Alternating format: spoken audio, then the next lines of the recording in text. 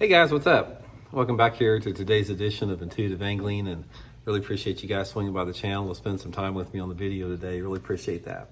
And guys, today we're going to be talking about the 5 habits or characteristics that are sort of common amongst all the great bass anglers throughout history.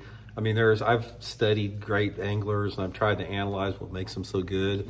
And I've pretty much come up with about 5 things that really makes a huge difference as far as, why they are so much better than everybody else. So I'm going to go over that in today's video.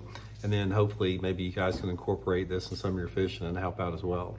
Also, guys, a quick reminder, just want to let you know we have our fall Fish the Moment lake map breakdowns up on the website now. These are map breakdowns I build for fishthemoment.com. I'll put my link in the description for the lake map breakdown. These are great resources, guys, to learn more about your favorite lake, to get some good spots on them. And also, if you've never been to a lake, this is a really good resource to get some good spots on a lake you've never seen before. So link in the description of the video.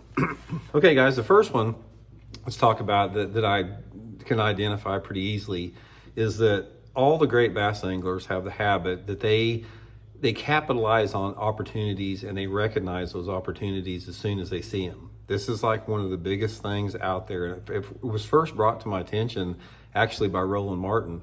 I got paired with Roland in a tournament down at the Harris Chain in Florida back in the early 90s. And I just couldn't wait to fish with him because I was going to probe him all day long for questions and try to learn as much as I could.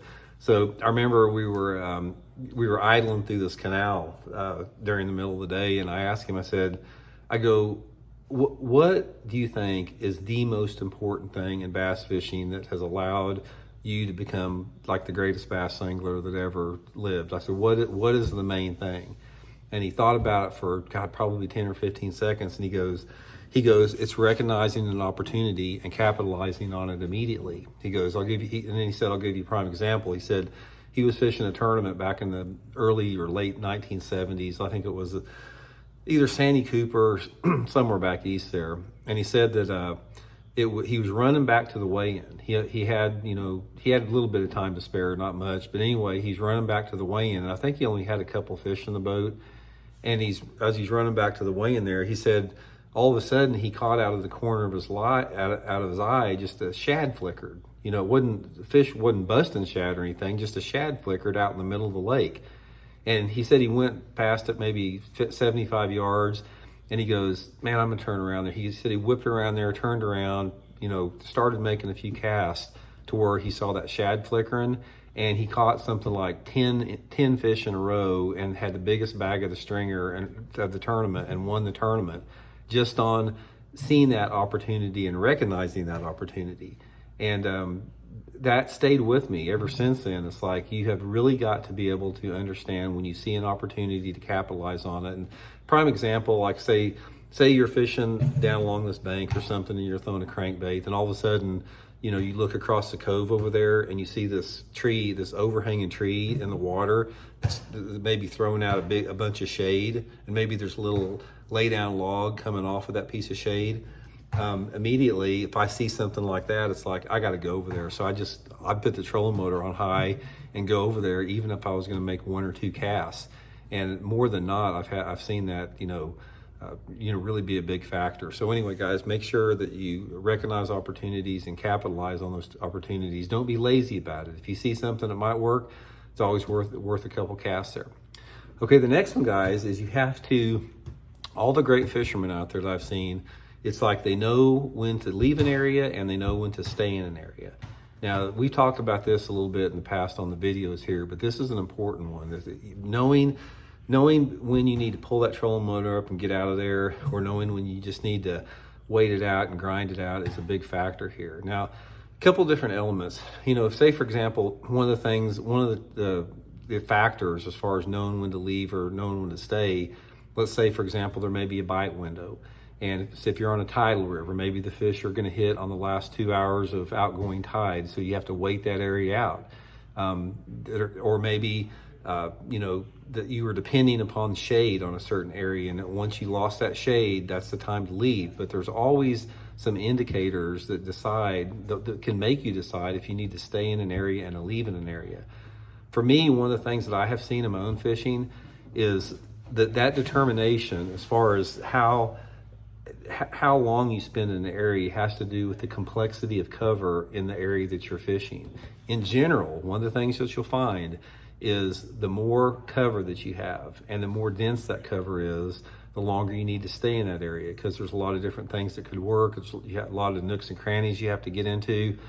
Say, for example, if you're fishing down a long row of cattails or long row of boat docks or flooded bushes or whatever, those areas you need to stay a little bit longer. But if you're fishing like a bare bank, like it's a bare gravel bank or a rock bank, and you're not catching them, that can be a good indication that you probably leave that area because the potential's not there. Okay, the next one, guys, is all the great anglers out there, they expect to catch fish every day and pretty much on every cast that they make. This is a big one here. It's like when you go out, you have got to tell yourself, it's like, I'm going to catch them today. It's just a matter of how long it's going to take me to find them. I may find them the first 5 minutes I'm out there. It may take me all day long, or maybe take me 2 or 3 days long to find them. But expect to catch the fish. And another thing, by expecting to get a bite every cast, that really, really keeps you focused. I mean, it really keeps you focused on what you're doing.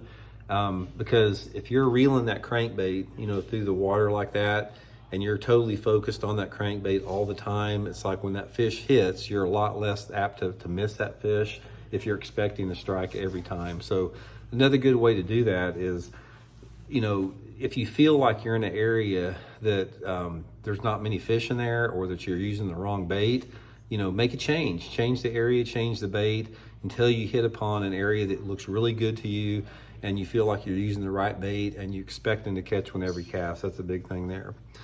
Okay, the next one, guys, is another sign of a really high-class, world-class angler is those guys out there, they are versatile. They're versatile in a lot of different techniques, but they are masters at one skill.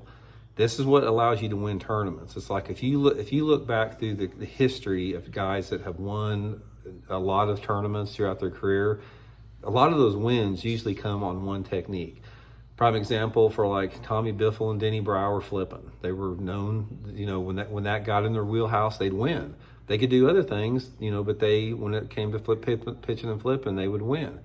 David Fritz back in the 90s. It's like when there was a deep crank and bite on, David Fritz would win the tournament. He's a master of that technique. And a lot of different anglers throughout the course of history have had that. Not so much now in the advent of the cheater box, but back when bass fishing was real and that wasn't a non-factor, that was a really big deal.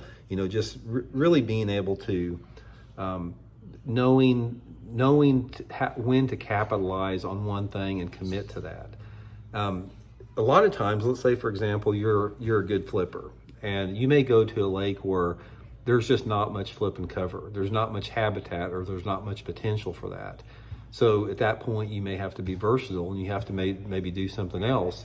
But if you go to a lake where you feel it's set up for the way that you like to fish, even if you go out there for one day practice and don't catch any fish, don't give up on it, because if that's in your wheelhouse, it's just a matter of hitting upon that right area with the right bait before you figure out how to catch those fish. So be versatile, but also try to have a strength.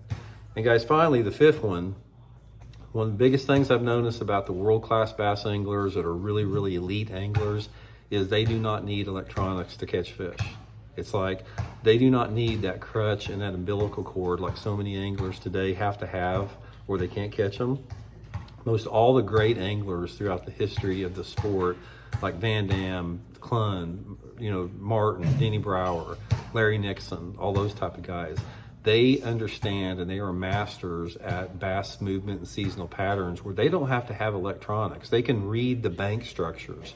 They can see the slopes of the bank, and they can pick apart shallow targets to the fact that they don't have to have an umbilical cord of a set of electronics to see what's underneath them.